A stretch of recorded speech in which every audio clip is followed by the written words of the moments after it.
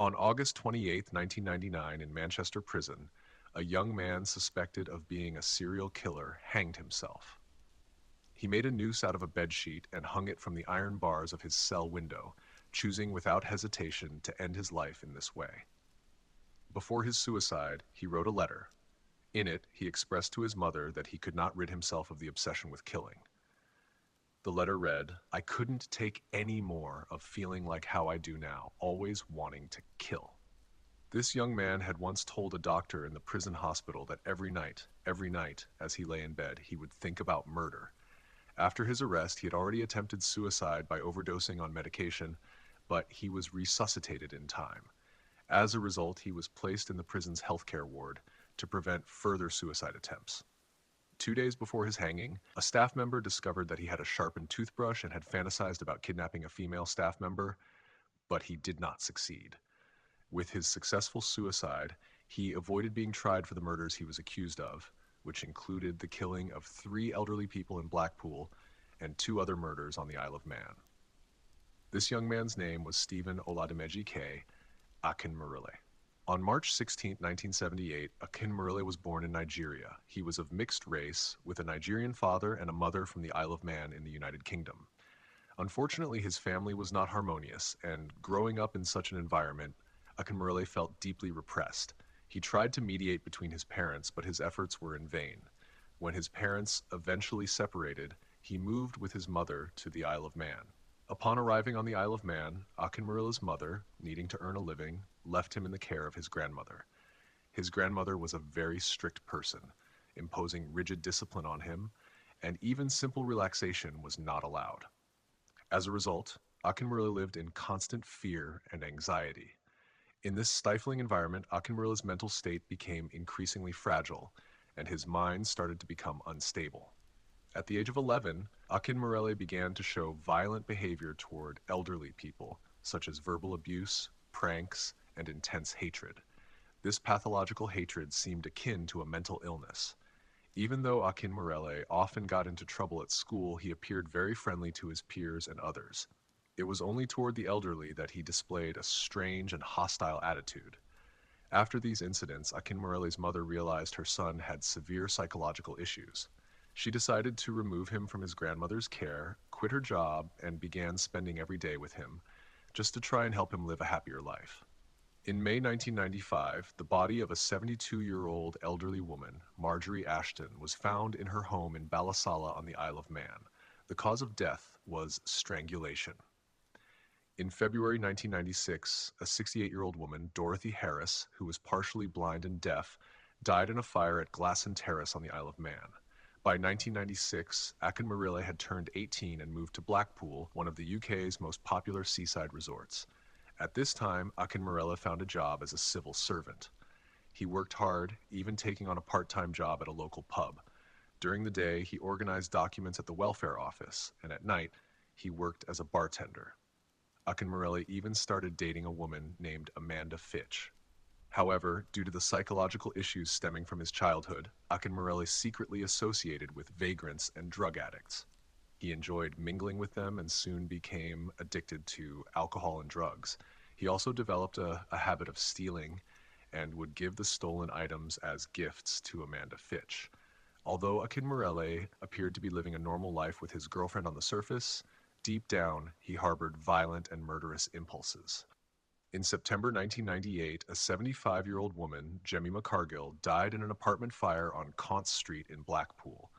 Due to the destruction of evidence, most people believed she might have died from smoke inhalation during the fire. She had previously been Akinmurele's landlord. On October 30th, 1998, an elderly couple, Eric Boardman, 77, and his wife Joan Boardman, 74, were found dead in their home. Their bodies were discovered by their daughter. Eric's body was found next to a closet in the hallway, and when the police moved his body, they found a blood-stained metal rod on the floor. This metal rod was crudely assembled from 6 batteries and white tape. Joan's body was found in the living room with no visible signs of injury. The autopsy revealed that Eric had sustained injuries to his head, neck, and face, while Joan only had injuries to her neck. Both were determined to have been strangled to death.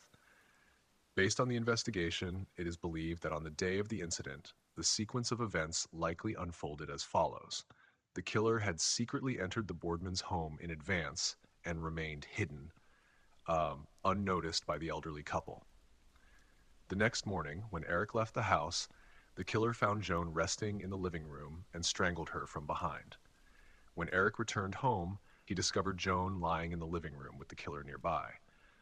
Mistaking his wife's condition as just having fainted, Eric, a husband trying to protect his wife, did not call the police or seek help, but instead bravely confronted the killer. A fierce struggle ensued, but because the killer was armed with a homemade metal rod, Eric suffered severe head and facial injuries and was eventually strangled to death by the killer. Eric Boardman and Joan Boardman were friends in their younger years. Both had been married and divorced, but one day they met again on the Blackpool seafront. They shared their stories with each other, and soon after they got married and spent 27 happy years together. In the 1960s, Eric Boardman was well known in the maritime community in Blackpool, frequently taking vacationers on boat trips along the Field Coast. Joan Boardman was also well known in the neighborhood, always lending a helping hand to her neighbors. Everyone remembered her fondly. She always had a smile on her face and would greet people every morning no matter what. One neighbor said, "I'm really shocked. I just can't believe it. It's so sad." This is a quiet street, and we all knew her well. Joan was a very nice lady. I used to sometimes see her with her daughter in Morrison's or Marks and Spencer, and she would always ask how my mom was doing. She was just a very nice lady. Joan used to give bones to my dog and even put them in the mailbox. She was the kind of person you'd always greet if you saw her.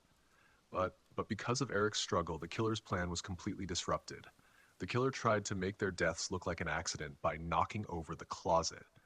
If his plan had not been disrupted, he might have started a fire to destroy the evidence. Following an investigation, fingerprints and traces of the killer's blood were found on the metal rod and on Eric's body. Through DNA and fingerprint comparison, the killer's identity was revealed to be Stephen Akinmurele. Stephen Akinmurele, 20 years old, was arrested on November 1st, 1998 on suspicion of murdering Eric and Joan Boardman. However, after Akinmurele's arrest, detectives discovered that Jemima Cargill, who had died previously, was Akinmurele's former landlord. Given Akinmurele's potential involvement, detectives began investigating the cause of Jemima Cargill's death. They found that her case appeared more like a murder than an accidental death. At this point, Akinmurele was charged with 3 murders. As the investigation deepened, detectives noticed similarities between the deaths of Marjorie Ashton and Dorothy Harris with that of Jemima Cargill. As a result, Akinmurele was charged with a total of 5 murders. Dorothy Harris's brother, Ted Halsall, stated that he had no doubt Akinmurele was responsible for his sister's death. While in custody, Akinmurele also confessed to another murder. He claimed that he had killed a hiker on the Isle of Man and buried the body on a cliff overlooking the sea. Following a search, the Manx police found a gun with Akinmurele's fingerprints, but despite extensive excavation, they did not find the hiker's body. Detective Superintendent Bob Denmark, who led the investigation, said, "I personally interviewed him, and I believe he is one of the most dangerous individuals I've ever encountered. I was always concerned about his tendency to kill and the risk he posed to others, whether in custody or not." While in prison, Akinmurele was questioned by several experts, including doctors and a psychiatrist. According to the psychiatrist who evaluated Akinmurele, he said he felt disturbed by images of the victims, which constantly played in his mind. He must have gained some emotional gratification from it. Murder is not a spontaneous crime. He selected his victims. I do not believe he was mentally ill. The evil within him took over. But he was clearly a troubled young man. This was pure violence against elderly women, with each of them being strangled, a very intimate way to kill. The killer witnesses life leaving the victim, and the victim can see the eyes of the person who is taking their life. In July 1999, Akinmurele overdosed on medication but was promptly taken to the hospital. There, he told doctors that the souls of his victims were haunting him and tormenting him continuously. His girlfriend, Amanda Fitch, had warned the police about his strong suicidal tendencies. She said, "Akinmurele told me he wished the police had never found him. He didn't want to face trial. On August 28, 1999, just a few days after being returned to prison and weeks before his trial was set to begin, Stephen Akinmurele hanged himself in his cell. In his suicide note, he confessed to all the murders. He explained his reason for suicide. I cannot continue to live with this constant urge to kill. I know it is wrong, but I cannot rid myself of it. I cannot continue down this path that I know is wrong, but I know that if given the chance, I would kill again. I do not want to live with this madness any longer, so I must say goodbye to everyone. In the letter, he also confessed to 3 additional murders of young people. However, the police were skeptical of this confession, claiming it was an attempt to obscure the fact that all his known victims were elderly. A family member of one of the victims said, "When we heard about his death, it was more comforting than anything else.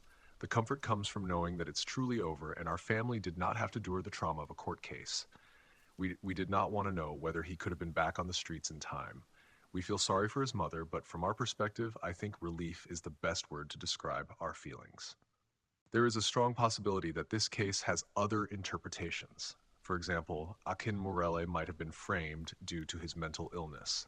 In all the news reports, or from people who knew him, there was no mention of him having any diagnosed mental illness, not even from his girlfriend who lived with him every day. However, this is just speculation and cannot be considered as evidence.